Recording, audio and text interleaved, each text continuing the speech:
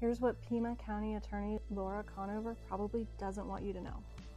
She wants to give 2 people accused of an exceptionally violent crime against Paul Clifford plea deals. Why is that a problem? Well, hold on, let's take a look at her numbers. I noticed that she's received $5 million in extra funding. That's the green line you see on this graph. But what initially concerned me is it looks like all her expenses are down. You see staffing has dropped. Those are the blue and purple lines. And the number of cases they're actually taking to court is dropping. This red line is felony indictments that have gone to court, and since she took office, they have taken a nosedive. So with $5 million in extra funding, where is it going? Maybe diversion programs, which does make sense. She ran on a platform of rehabilitation over incarceration, so let's look there. Oh dear, Pima County's diversion programs have an 83 to 89% failure rate compared to a national average failure rate of 15 to 30%. This can happen when these types of programs are either underfunded or mismanaged. Now, how would you mismanage a diversion program? That means that you don't have a very good applicant screening process and you're accepting people into diversion programs that shouldn't be accepted. Okay, well maybe the money is going to victims relief funds.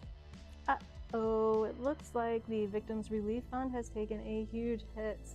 But what's even more concerning is that the red line is showing the increase in violent crime in Pima County since she took office. So we have more victims of violent crime and less victim relief. So confusing. $5 million in increased funding and no reasonable results to show for it. Now, a lot of times people in Laura Conover's position talk about case closure rates to make you think they're doing a good job. And her case closure rates don't look that bad, but let's talk about why. You get to count a case as closed even if you plead it out with a ridiculously lenient sentence. And that's exactly what Laura Conover is trying to do in the Paul Clifford case. In one of the most brutal crimes I have ever covered, Paul Clifford's life was taken. Then they set his body on fire. 3 people were indicted, but Laura Conover says only one of them should go to trial. The other 2 should get plea deals. One of them should just get probation and one of them just a year in jail. So I want to know where Laura Conover is spending all this extra funding, because I can tell you where she's not spending it.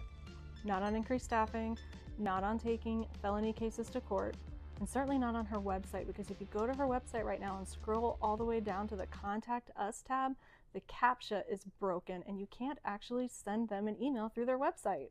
I guess that's a convenient way to not have to listen to those people that elected you complaining about decisions you're making.